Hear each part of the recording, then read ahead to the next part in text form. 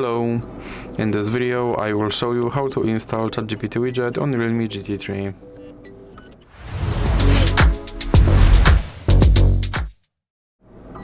So you have to start by opening your Google Play Store, then click on search bar and type in Wally.ai and click search, and then click install.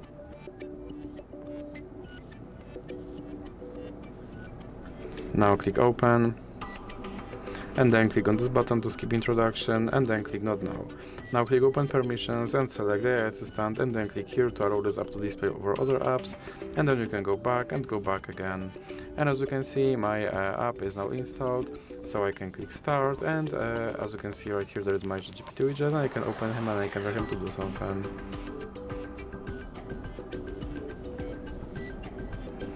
And he responded. And if you want to remove him from your screen, simply drag him into the X icon in the middle. So that's it for this video. If you liked it, please remember to leave a like and subscribe.